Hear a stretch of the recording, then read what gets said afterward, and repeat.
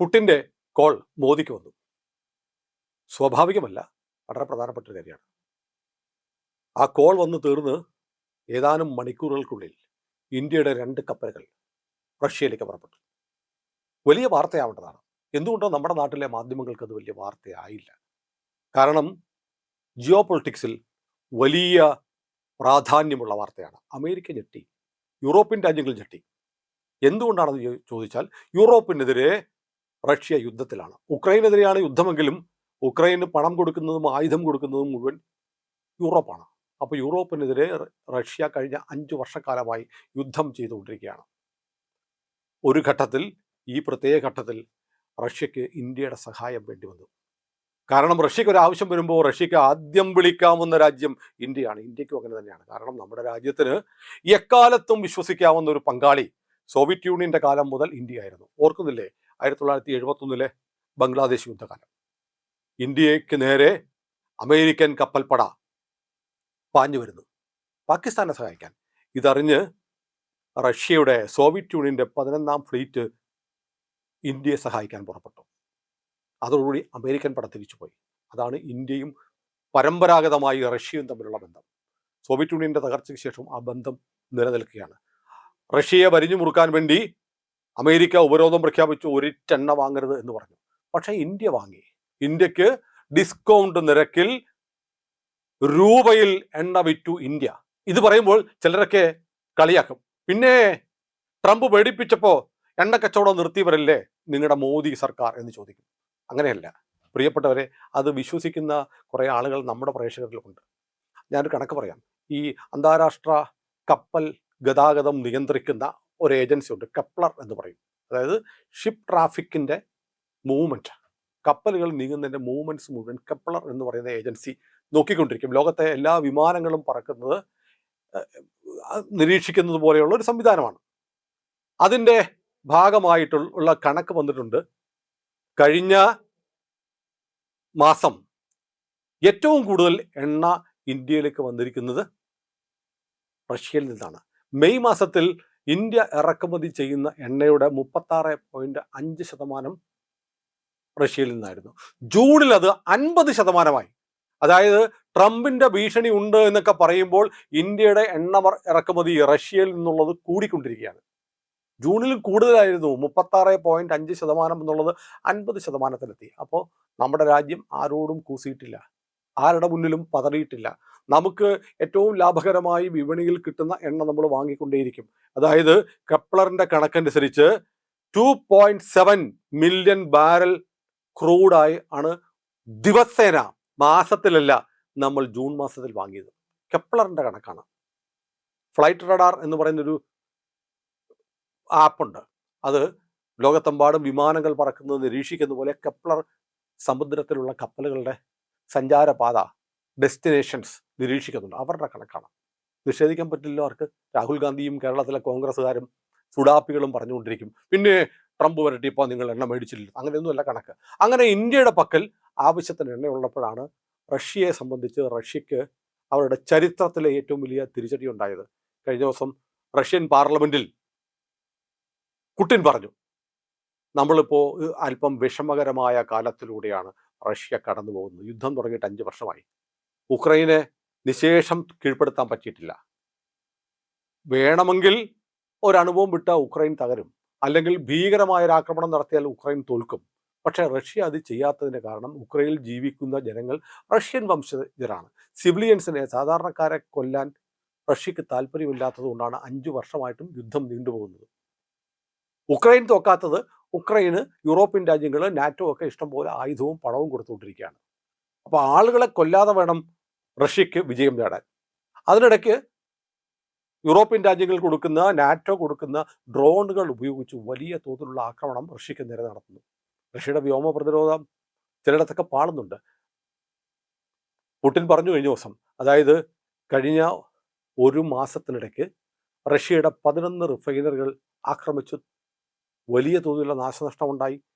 ക്രിമിയയിലും സെവാസ്റ്റോപോളിലുമുള്ള വലിയ റിഫൈനറികൾ തകർന്നതോടുകൂടി, അതിന് കേടുപാട് പറ്റിയതോടുകൂടി വലിയ തോതിൽ എണ്ണക്ഷാമം, ലോകത്ത് ഏറ്റവും കൂടുതൽ എണ്ണ കയറ്റുമതി ചെയ്യുന്ന രാജ്യങ്ങളിലൊന്നായ റഷ്യ അനുഭവിക്കുകയാണ്. അതായത് റഷ്യക്ക് ഒരു ദിവസം, ഇപ്പോൾ വിളവെടുപ്പ് കാലമാണ്, കടുത്ത വേനൽക്കാലമാണ്, അതുകൊണ്ട് ഒരു ദിവസം 1,10,000 മെട്രിക് ടൺ പെട്രോൾ വേണം റഷ്യക്ക്.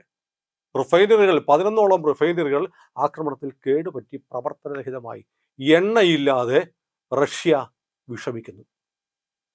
ആളുകൾ വലിയ ക്യൂവിലാണ്. എണ്ണയ്ക്ക് റേഷൻ ഏർപ്പെടുത്തിയിരിക്കുന്നു. റഷ്യക്ക് പിടിച്ചു നിൽക്കാൻ പറ്റുന്നില്ല. ആ സന്ദർഭത്തിലാണ് റഷ്യ ഇന്ത്യയിലേക്ക് വിളിക്കുന്നത്, മോദിയെ വിളിക്കുന്നത്. സഹായിക്കണം, ഞങ്ങൾ തന്ന ഒരുപാട് എണ്ണ നിങ്ങളുടെ കയ്യിലുണ്ട്, കുറച്ച് ഞങ്ങൾക്ക് തന്നയക്കൂ. രണ്ടു വട്ടം ആലോചിക്കേണ്ടി വന്നില്ല ഇന്ത്യക്ക്. അപ്പോൾ തന്നെ പ്രധാനമന്ത്രിയുടെ ഓഫീസിൽ നിന്നുള്ള നിർദ്ദേശം പോയി. 2 കപ്പൽ 40,000 മെട്രിക് ടണ്ണും 30,000 മെട്രിക് ടണ്ണും ശേഷിയുള്ള 2 കപ്പലുകൾ പുടിന്റെ വിളി വന്നു മണിക്കൂറുകൾക്കകം ഇന്ത്യയിൽ നിന്ന് പുറപ്പെട്ടു. ഏത് കപ്പലുകളാണെന്നുള്ളത് നമ്മൾ രഹസ്യമായി സൂക്ഷിച്ചിരിക്കുകയാണ്, പുറത്തുവിട്ടിട്ടില്ല. ഏത് റിഫൈനറികളിൽ നിന്നാണ് പോയിരിക്കുന്നതെന്നും ഔദ്യോഗികമായി പറഞ്ഞിട്ടില്ല. എന്നാൽ പോലും റിലയൻസിന്റെയും നയാരയുടെയും, നയാര എന്ന് പറയുന്നത് റഷ്യൻ എണ്ണ കമ്പനിയായ റോസ്നെഫ്റ്റിന് വലിയ പങ്കാളിത്തമുള്ള ഒരു കമ്പനിയാണ്, ഒരു റിഫൈനറിയാണ്. നയാരയുടെയും റിലയൻസിന്റെയും റിഫൈനറികളിൽ നിന്നായിട്ടാണ് ഈ 70,000 മെട്രിക് ടൺ പെട്രോൾ നമ്മൾ റഷ്യയിലേക്ക് അയക്കുന്നത്. അത് പോയിക്കൊണ്ടിരിക്കുക, കപ്പൽ പുറപ്പെട്ടു കഴിഞ്ഞു. നോക്കൂ എത്ര പെട്ടെന്നാണ്. നമ്മുടെ ഏറ്റവും അടുത്ത ബന്ധുവിന് ഒരു ആവശ്യം വന്നപ്പോൾ നമ്മൾ 2 വട്ടം ആലോചിക്കാതെ പ്രധാനമന്ത്രിയുടെ ഫോൺ താഴെ വെച്ച് മണിക്കൂറുകൾക്കുള്ളിൽ റിഫൈനറിൽ നിന്ന് എണ്ണ നിറച്ച് കപ്പൽ പുറപ്പെട്ടു. സഹായിക്കണ്ടേ ഇങ്ങനെ റഷ്യയെ? റഷ്യ അല്ലാതെ ഈ രാജ്യം, ഇന്ത്യ എന്ന് പറയുന്ന രാജ്യം ഉണ്ടായതിനു ശേഷം നമ്മുടെ കൂടെ ഇത്ര ആത്മാർത്ഥമായി നിന്ന മറ്റാരുണ്ട്? വേണമെങ്കിൽ നമുക്ക് ഇസ്രായേൽ എന്ന് പറയാം. പക്ഷെ ഇന്ത്യക്ക് ഒരിക്കലും റഷ്യ മറക്കാൻ പറ്റില്ല. റഷ്യ ഇപ്പോൾ എത്തിയിരിക്കുന്ന അവസ്ഥ ഖേദകരമാണ്. നമുക്ക് വല്ലാത്ത വിഷമമുണ്ട്. റഷ്യയെ പോലെ ഒരു രാജ്യം എണ്ണയ്ക്ക് വേണ്ടിയിട്ട് മറ്റ് രാജ്യങ്ങൾക്ക് നേരെ കൈനീട്ടുന്നു. ഇപ്പോൾ ബെലാറസ് എന്ന് പറയുന്ന രാജ്യമുണ്ട്. ബെലാറസ് റഷ്യയുടെ ഒരു സഖ്യകക്ഷിയാണ്, റഷ്യയോട് ചേർന്നുള്ള രാജ്യം. അവർ ഏതാണ്ട് 70,000 മെട്രിക് ടൺ പെട്രോൾ റഷ്യക്ക് കൊടുത്തു കഴിഞ്ഞു. അതിൻ്റെ പിന്നാലെയാണ് ഇന്ത്യ എന്ന് പോകുന്നത്. അപ്പോൾ റഷ്യയെ സഹായിക്കാൻ ബെലാറസും ഇന്ത്യയും ഇനിയും നമ്മൾ അയച്ചു കൊടുക്കും കപ്പൽ. കാരണം റഷ്യൻ എണ്ണ വാങ്ങി നമ്മളിവിടെ വലിയ തോതിൽ നമ്മുടെ ഭൂഗർഭ റിസർവുകളിൽ സൂക്ഷിച്ചിട്ടുണ്ട്. നമുക്കത് കിട്ടിയത് ഏറ്റവും കുറഞ്ഞ വിലയ്ക്ക്, ലോക മാർക്കറ്റിൽ ഏറ്റവും കുറഞ്ഞ വിലയ്ക്ക് ഇന്ത്യക്ക് നിരന്തരം എണ്ണ തന്നുകൊണ്ടിരുന്നു ജൂൺ മാസം വരെ. ഞാൻ പറഞ്ഞല്ലോ, ദിവസം 2.7 മില്യൺ ബാരൽ ക്രൂഡ് വെച്ചിട്ടാണ് ഈ കഴിഞ്ഞ ജൂൺ മാസം വരെ ഇന്ത്യക്ക് റഷ്യയിൽ നിന്ന് കിട്ടിയിരുന്നത്. ഇപ്പോൾ അവർക്കൊരാവശ്യം വന്നിരിക്കുന്നു, നമ്മളത് കൊടുക്കുന്നുണ്ട്. സത്യത്തിൽ ഈ വാർത്ത വലിയ ചർച്ചയാവേണ്ടതും ആളുകൾ അറിയേണ്ടതുമാണ്. കാരണം നമ്മൾ ആപൽബാന്ധവം എന്ന് പറയുന്നൊരു സാധനമുണ്ട്. ആപൽബാന്ധവനെ എന്നൊക്കെ നമ്മൾ വിളിക്കുള്ളൂ. ഇന്ത്യക്ക് ആവശ്യം വന്നപ്പോഴൊക്കെ ഇന്ത്യയുടെ കൂടെ നിന്നിട്ടുള്ള, ഇന്ത്യക്ക് മറ്റാർക്കും നൽകാനാവാത്തത്ര നിർലോഭമായ പിന്തുണ നൽകിയിട്ടുള്ള ഈ രാജ്യത്തെ നമ്മൾ സഹായിച്ചില്ല, പിന്നെ ആരാ സഹായിക്കുക? നോക്കൂ, റഷ്യ ഒരാവശ്യം വന്നപ്പോൾ, അവരുടെ ഒരു സാമന്ത രാജ്യം പോലെയാണ് ബെലാറസ്. അങ്ങനെയാണ്, റഷ്യ പറയുന്നതിന് അപ്പുറത്തൊന്നും ബെലാറസ് എന്ന് തീരുമാനമില്ല. അവരുടെ ഒരു ഉപഗ്രഹ രാജ്യമാണ്. അത് കഴിഞ്ഞാൽ റഷ്യൻ പ്രസിഡന്റ് പുടിന് വിളിച്ചിട്ട് എനിക്ക് സഹായം വേണം എന്ന് ചോദിച്ചാൽ കിട്ടുമെന്ന് ഉറപ്പുള്ള രാജ്യം ഇന്ത്യയാണ് എന്ന് വരുമ്പോൾ ഈ 2 രാജ്യങ്ങളും തമ്മിലുള്ള ബന്ധം എത്രമാത്രം ദൃഢമായിരിക്കും എന്ന് ആലോചിച്ച് നോക്കൂ. റഷ്യക്ക് ഇത് പെട്രോളിൻ്റെയും ഡീസലിൻ്റെയും ക്ഷാമം ഉണ്ടാകുമ്പോൾ കുറേ കഴിയുമ്പോൾ ജനങ്ങൾ സർക്കാരിനെതിരാകും. അത്തരമൊരു ക്രൈസിസാണ് റഷ്യക്ക് വന്നത്. ആ സമയത്ത് റഷ്യയെ സഹായിച്ചത് ഇന്ത്യയാണ്. റഷ്യ പുടിൻ ഒരിക്കലും അത് മറക്കില്ല. അതുപോലെ നാളെ ഒരിക്കൽ ഇന്ത്യക്കൊരാവശ്യം വന്നാൽ റഷ്യ ഉണ്ടാവും. ഈ പറഞ്ഞ പോലെ മോദിയുടെ ഒരൊറ്റ കോൾ, ആ ടെലിഫോൺ താഴെ വെക്കുന്നതിന് മുമ്പ് നമ്മൾ ആവശ്യപ്പെടുന്ന സഹായം, അത് സാമ്പത്തികമാവട്ടെ, ഊർജവുമായി ബന്ധപ്പെട്ടാവട്ടെ, വേണമെങ്കിൽ സൈനികവുമായി ബന്ധപ്പെട്ട, ആയിക്കോട്ടെ, ഇന്ത്യക്ക് കിട്ടുമെന്ന് ചരിത്രം തെളിയിച്ചിട്ടുണ്ട്. അതിനപ്പുറത്ത് നമ്മുടെ പ്രധാനമന്ത്രിയും റഷ്യൻ പ്രസിഡന്റ് പുടിനും തമ്മിലുള്ള ബന്ധം നമുക്കറിയാം. ചൈനയിൽ നടന്ന ഷാങ്ഹായ് ഉച്ചകോടിക്ക് തൊട്ടു മുമ്പ് പുടിൻ മോദി വരുന്നത് കാത്ത് തൻ്റെ ഔറസ് എന്ന് പറയുന്ന ലോകത്തിലെ ഏറ്റവും വലിയ സുരക്ഷാ സന്നാഹമുള്ള കാറിൽ 10 മിനിറ്റ് മോദി വരാൻ വേണ്ടി കാത്തിരുന്നു. മോദി വന്നതിന് ശേഷം അവർക്ക് സ്വകാര്യമായി സംസാരിക്കാൻ ആ കാറിൽ ഏതാണ്ട് 45 മിനിറ്റ് പുടിനും മോദിയും തന്നെ ഇരുന്ന് എന്തൊക്കെയോ സംസാരിച്ചു. എന്താണ് സംസാരിച്ചതെന്ന് നമുക്കറിയില്ല. ചിലരൊക്കെ പറയുന്നുണ്ട് മോദിക്കെതിരെ ഒരു വധശ്രമം അവിടെ വെച്ച് ചിലരൊക്കെ പ്ലാൻ ചെയ്തിരുന്നു. അതേക്കുറിച്ചുള്ള വിവരങ്ങൾ മോദിക്ക് സ്വകാര്യമായി കൈമാറാനാണ് പുടിൻ കാറിൽ കാത്തിരുന്നതെന്ന് പറയുന്നുണ്ട്. മാത്രമല്ല ലോക രാഷ്ട്രീയത്തിൽ ഉണ്ടായിക്കൊണ്ടിരിക്കുന്ന മാറ്റങ്ങൾ സംഭവിച്ചു മറ്റാരും അറിയാതെ ഏറ്റവും സുരക്ഷിതമായ സ്ഥലത്തിരുന്ന് സംസാരിക്കാൻ വേണ്ടിയിട്ടാണ് കാറിൽ വിളിച്ചു കയറ്റിയതെന്ന് പറയാം. പക്ഷേ അതൊന്നും അല്ല. റഷ്യൻ പ്രസിഡന്റ് പുടിന് ലോകത്തെ ഏറ്റവും വിശ്വാസമുള്ള നേതാവ് ഇന്ത്യയുടെ പ്രധാനമന്ത്രി നരേന്ദ്രമോദിയാണ് എന്ന് തെളിയിക്കുന്നതായിരുന്നു ആ സംഭവം. അതുപോലെ ഒരാവശ്യം വന്നപ്പോൾ നമുക്ക് ഉടൻ കൈനീട്ടാവുന്ന ഒരു രാജ്യം ഇന്ത്യയാണെന്ന് റഷ്യ തെളിയിച്ചിരിക്കുന്നു. നിങ്ങളൊന്ന് പറഞ്ഞാൽ പോരെ, നമ്മൾ എന്തും ചെയ്യുമല്ലോ സഖാവേ എന്ന് പറഞ്ഞ് ഇന്ത്യ കപ്പലുകൾ അയക്കുകയാണ്. ഇനിയും റഷ്യയ്ക്ക് ആവശ്യമുണ്ടെങ്കിൽ നമ്മൾ എണ്ണ കൊടുക്കും, എണ്ണ കൊടുക്കണം. അത് ഇന്ത്യയും റഷ്യയും തമ്മിലുള്ള ചിരപുരാതനമായ ബന്ധത്തിൻ്റെ ഏറ്റവും വലിയ അടയാളമാണ്.